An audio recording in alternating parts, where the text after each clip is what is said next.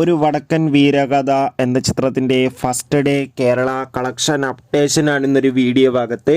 വീഡിയോയിലേക്ക് മുൻപ് video like ചെയ്യുക, ചാനൽ സബ്സ്ക്രൈബ് ചെയ്യുക. ഫെബ്രുവരി മാസം അങ്ങോട്ട് ധാരാളം ചിത്രങ്ങൾ OTT റിലീസ് ചെയ്യും. നമ്മുടെ ചാനൽ ഭാഗം പരിശോധിച്ചാൽ നിങ്ങൾക്ക് ആ വീഡിയോയ്ക്ക് കാണാൻ വേണ്ടി സാധിക്കുന്നതായിരിക്കും.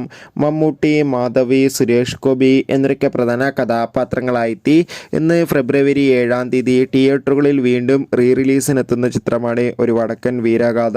എല്ലാ സിനിമാ പ്രേമികളും ഒരേപോലെ ഒരു വടക്കൻ വീരഗാഥ എന്ന ചിത്രത്തിൻ്റെ റിലീസിനായി ഏറെ ആകാംക്ഷയോടെയാണ് കാത്തിരിക്കുന്നത്.